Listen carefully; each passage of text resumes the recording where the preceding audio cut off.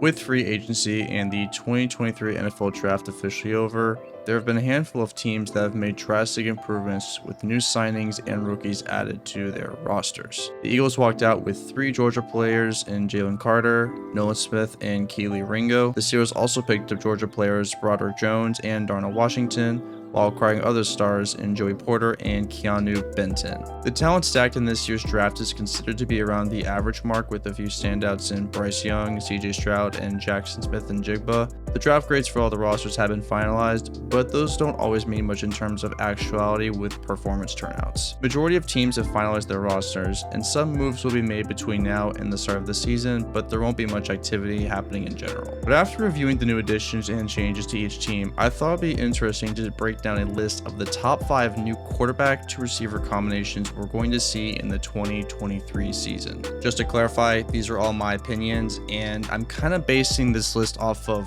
sheer projected production we might see between the quarterback and the receiver. This is also including players acquired through free agency and the draft. Before we jump into it, I want to throw an honorable mention which didn't make into this top 5 list, and that is Justin Herbert paired with Quentin Johnston. I don't necessarily think this pairing won't work out, but it was kind of a head scratcher as to why the Chargers drafted receiver when you already have Mike Williams and Keenan Allen. It's likely due to Keenan Allen moving up in age. It's hard to say how much Johnston will be a factor in the offense this year, but we're likely to see more production from him after year 2 and 3. With that said, starting off at number 5, we have Aaron Rodgers paired with Garrett Wilson. Wilson won the Rookie of the Year award last year, and that was with the revolving door of quarterbacks the Jets were facing up against. Wilson had a little over 1,100 receiving yards in 2022, but with Aaron Rodgers now throwing to him, I would only expect his productivity to go up and possibly reach a 1,300 yard this upcoming season. Next, number 4, we have Lamar Jackson paired with Odell Beckham Jr. Now, honestly, this one was a little tough to decide on because the Ravens did also draft a top receiver prospect in Zay Flowers.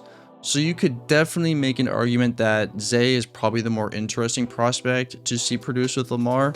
Or you could say that both are probably equally as, beneficial to the team in some way. Odell is coming off his ACL injury and Zay is a rookie, and I think no matter how you view it, it's hard to decipher which of these two may be slotted as the number 1 receiver. But in my opinion, for the time being, I think Odell takes the reins of this role based on his experience alone, and he has also won a Super Bowl. At number 3, we have Geno Smith paired with Jackson Smith-Njigba. So here's the deal. Seattle's draft was somewhat overlooked by what the Eagles and the Steelers did, but they seriously walked out of there with some good talent by picking up Devin Witherspoon and Jason in the first round. Seattle did make the playoffs last year and lost the 49ers in the wildcard round, but so far this offseason, they've only gotten better, and Jason is a big piece of that. I think we will see Seattle in the playoffs again, and they are definitely in a stronger position now to win the wildcard round. I foresee Geno and JSN building a strong chemistry together, especially since they also have DK Metcalf on the other end. They're definitely going to be one of the better teams in the NFC to keep an eye on. At the number 2 spot, we have Daniel Jones paired with Jalen Hyatt. I don't think words can describe how desperately the Giants needed a wide receiver for Daniel. He had less passing touchdowns than Davis Mills last year. It was kind of shocking to see how far Hyatt dropped in the draft, and the Giants took an opportunity to trade up to get him, which was definitely worth it. Hyatt had a breakout season in 2022, ending with over 1,200 yards. His biggest standout moment for me was when Tennessee played Alabama,